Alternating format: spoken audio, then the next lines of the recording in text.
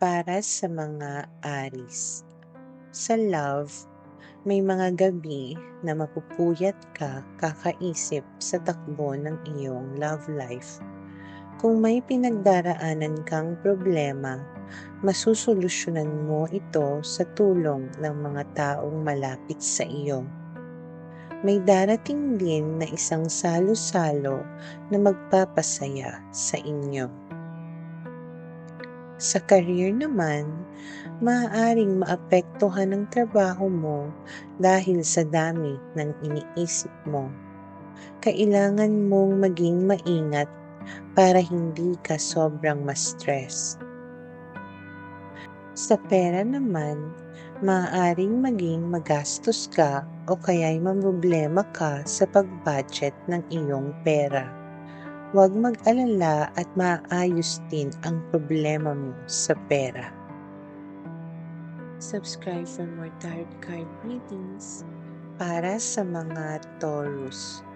Sa love, may darating na tao sa iyo na malambing at maunawain, na siyang magpapalambot sa iyong puso at magtuturo sa iyo na magtiwala muli. Sa career naman, maging maingat ka sa mga desisyon mo sa trabaho at subukan mo na hawakan ng mahigpit ang iyong mga responsibilidad para wala kang maging mali. Sa pera naman, magiging mahigpit ka sa iyong bulsa dahil ayaw mo na gumastos ng sobra. Ngunit huwag maging masyadong kuripot sa sarili mo. Subscribe for more tarot card readings. Para sa mga Gemini. Sa love, may haharapin ka na isang sitwasyon sa iyong relasyon na medyo nakakabahala. Piliin mo na maging tapat at maging mahinahon para maayos agad ito. Sa career naman, sunod-sunod na tagumpay at magandang balita ang matatanggap mo sa iyong career dahil sa iyong katatagan at tapang na harapin ang mga pagsubok na dumarating sa iyo. Sa pera naman, magkakaroon ka ng dagdag pera o kita dahil sa mabilis na diskarte at pagiging aktibo mo sa trabaho. Subscribe for more tarot card readings. Para sa mga Cancer. Sa love, medyo magiging magulo o mainit ang ulo mo dahil sa may maaalala ka na naman na sakit ng loob mo. Huwag mo na hayaang masira nito ang kasalukuyang relasyon mo. Sa career, ituon mo lang ang pansin sa sarili mo at huwag pansinin ang mga taong nakapaligid sa iyo sa opisina. Maaaring maging balakid sila o pagmulan pa ng maliit na away. Sa pera naman, huwag gumastos sa mga bagay para lang sa panandaliang aliw dahil baka magsisi ka lang sa huli. Subscribe for more tarot card readings. Para sa mga Leo. Sa love, maging tapat ka sa iyong nararamdaman at maging patas ka sa iyong minamahal. Magsimula ka sa pag-ayos ng relasyon mo at sa pagpapahalaga sa sarili mo.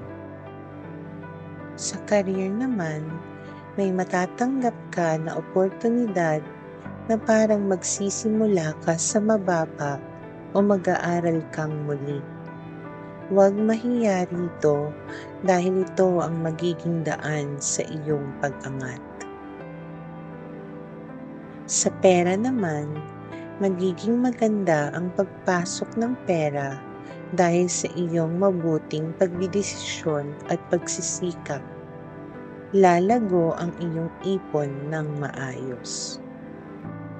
Subscribe for more tarot card readings. Para sa mga Virgo. Sa love, May mga bagay na kailangan mong pagdesisyonan at gawan ng tamang hakbang para sa ikakabuti ng lahat. Masusubok ang iyong prinsipyo sa pagdidesisyon mo na ito. Sa career naman, titingalain at susundin ka ng mga kasama mo ngayong buwan dahil sa iyong husay. Lagi mo lang sundin ang mga tamang patakaran. Sa pera naman, susundin mo ang mga subok na at tamang paraan ng pag-iipon. Magiging magaling ka sa pagplano sa iyong pananalapi. Subscribe for more tarot card readings para sa mga Libra. Sa love, magiging kaakit-akit ka ngayong buwan at madali mong makukuha ang loob ng isang tao na gusto mo. Ngunit maging maingat ka sa maling tukso na pwedeng makasira sa iyong pangalan o relasyon. Sa career naman, huwag pumatol sa mga madaling paraan na maaaring may masamang kapalit. Gamitin ang iyong talino para makuha ang layunin mo sa trabaho. Sa pera naman, may kikitain ka na malaking pera, pero mag-ingat ka sa maling paggastos at padalos-dalos na desisyon sa pera. Subscribe for more tarot card readings para sa mga Scorpio. Sa love, matatapos na ang iyong pagkalito at gagawa ka ng desisyon na siyang magpapatino at magbibigay linaw sa inyong sitwasyon ng partner mo. Sa career naman, may matatanggap ka na parangal o tagumpay sa iyong pinaghirapan. Ngunit may dalawang bagay ka na kailangan ding pagpilian. Sa pera naman, maganda ang pasok ng pera, kaya lang ay may mga bayarin ka na iiwasan na kailangan mo rin namang harapin sa huli. Subscribe for more tarot card readings para sa mga Sagittarius. Sa love, matutong balansehin ang iba't ibang aspeto sa buhay mo at baka mapabayaan mo ang sarili mo o ang partner mo. Sa career naman, sobrang magiging tutok ka sa iyong trabaho ngayong buwan. Huwag masyadong magpakapagod para hindi ka ma-burn out. Sa pera naman, magiging balanse ang iyong kaperahan ngayong buwan. Tamang paggastos at pag-iipon. Subscribe for more tarot card readings para sa mga Capricorn.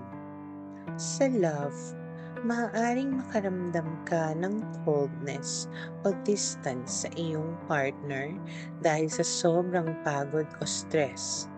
Maaaring kailangan niyo muna ng pahinga o katahimikan para maka-recover. Sa career naman, mapipilitan ka na magpahinga dahil sa dami ng responsibilidad na pinapasa sa iyo o inuutos. Alamin ang iyong limit. Sa pera, panahon na para magtipid o huminto muna sa mga hindi naman kailangang bilhin. Maaaring maging mabigat ang gastusin pag hindi ka magtipid. Subscribe for more tarot card readings para sa mga Aquarius. Sa love, magiging masaya at magaan ang ugnayan niyo ng iyong mahal sa buhay dahil sa handa kayong makinig at magbahagi sa isa't isa. Sa career naman, magiging matalas ang iyong utak ngayon sa trabaho. Punong-puno ka ng mga idea na hahangaan ng iba. Mabilis mo din masusolusyunan ang mga problema sa trabaho. Sa pera naman, magiging komportable ang iyong buhay ngayong buwan. Walang masyadong problema sa pera dahil sa maayos at praktikal mo na paghawak ng pera. Subscribe for more tarot card readings. Para sa mga Pisces, sa love, maging tapat ka sa iyong partner at huwag kang magtago o gumamit ng mga palusot. Magiging matatag ang inyong samahan kung magiging totoo kayo sa isa't isa. Sa career naman, mag-ingat sa mga kasamahan dahil maaaring may tinatago sila o meron silang hindi magandang intensyon. Huwag sumama sa maling gawain at panatilihing malinis ang iyong pangalan. Sa pera naman, iwasan ang mga alok o mga paraan na madaling kumita ng pera at baka mauwi lang sa panloloko. Mag-invest ka sa sarili mong sipag sa trabaho. Subscribe for more tarot card readings.